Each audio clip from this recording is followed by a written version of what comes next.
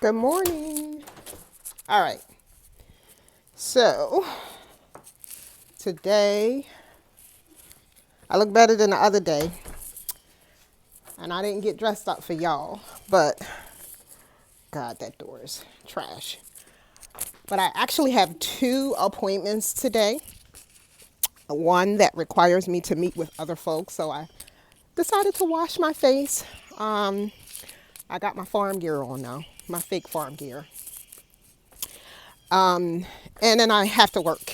I got several jobs, by the way, and none of them pay me enough to be independently wealthy.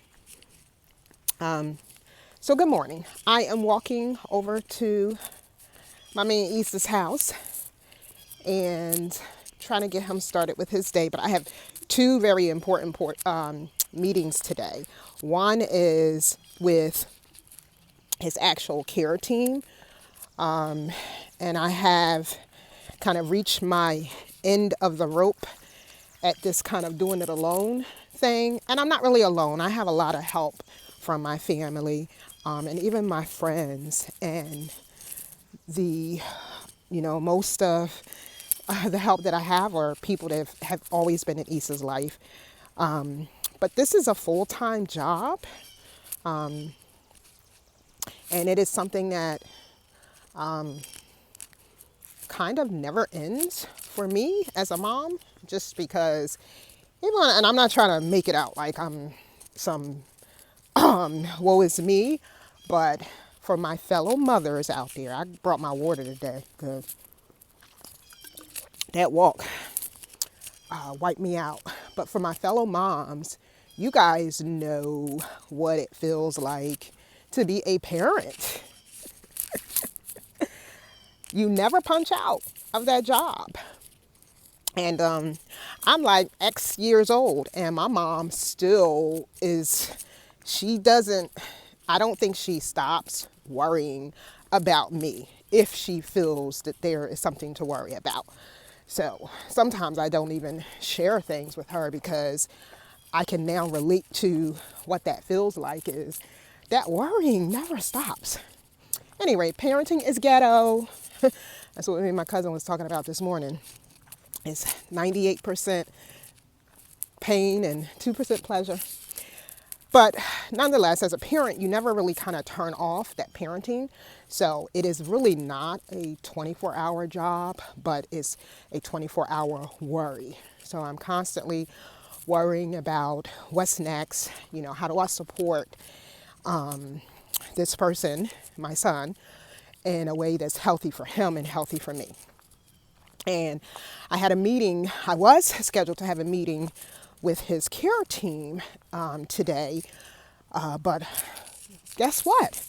She's a new care manager to us.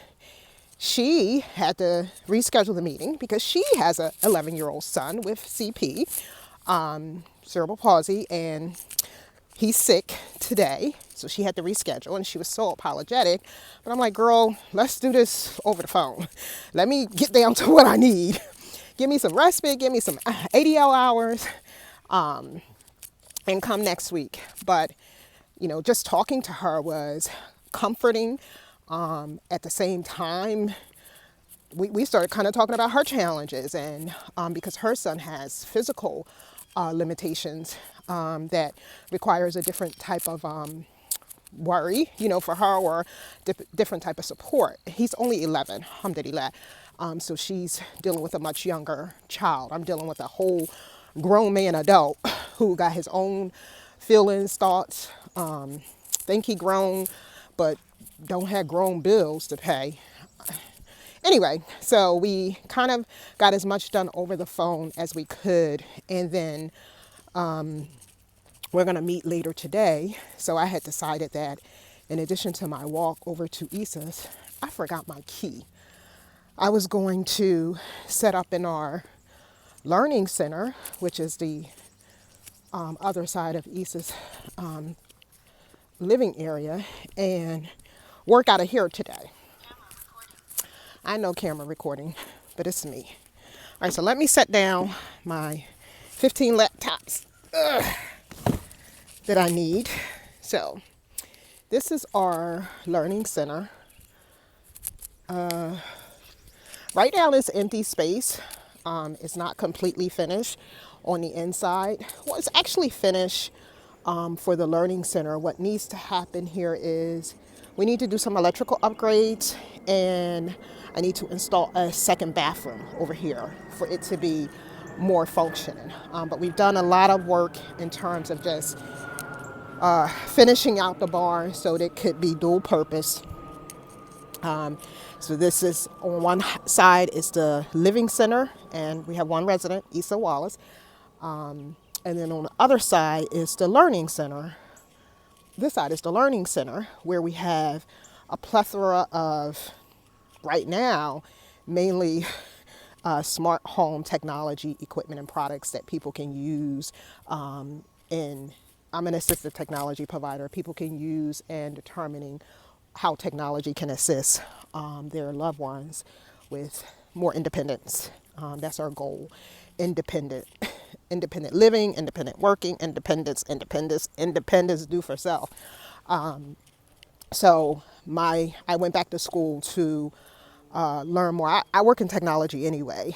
I've been working in healthcare technology for 20x years, but I went back to school recently to get a certification in assistive technology, specifically because I wanted to learn how to leverage technology to solve different problems. And most people use it to solve a business problem, to make money for corporations and organizations that are looking to satisfy their shareholders. But technology can be used to do lots of things, as well as solve problems of the world. You guys know that. What's his name? The billionaire guy, Elon. He says that that's his goal, to use technology to solve problems of the world. But he make money too.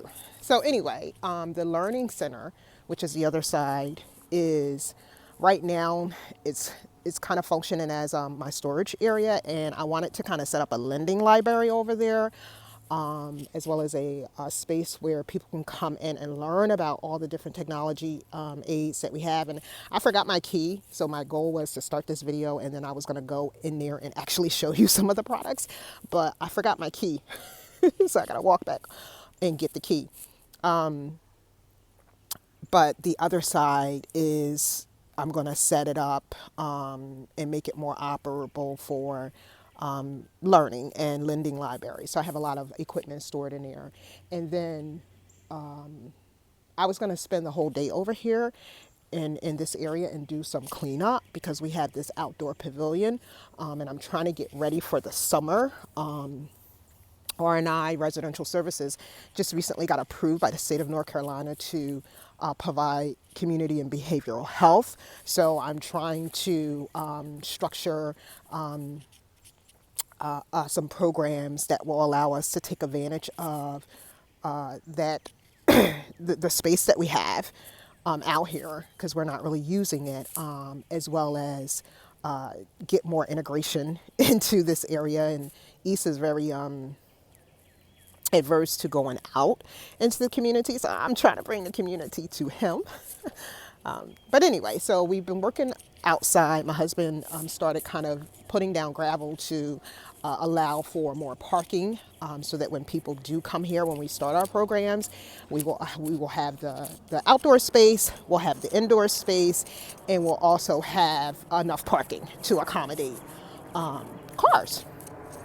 So because I left my key, I will not be able to show you our lending library and all our wonderful products. That I'm not going to be selling products. I'm going to be lending products out to people, because what I found, and I've only been an assistive technology provider for 3 years so far.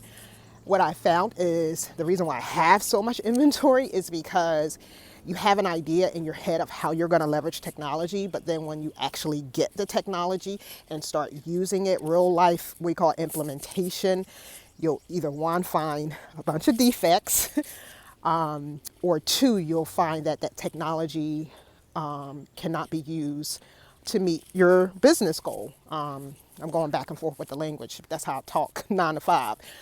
But bottom line is your business problem or your problem that you're trying to solve, that you're leveraging technology for.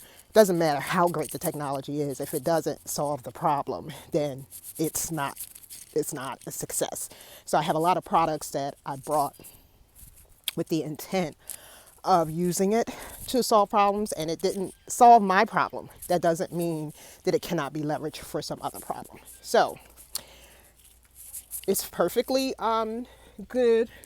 Hey, get dressed. I need to come in. It's perfectly, you know, great products that may be useful for someone else. So I figured let's just have a lending library and let's figure out how to, leverage these tools for other issues. So I've rambled enough this morning.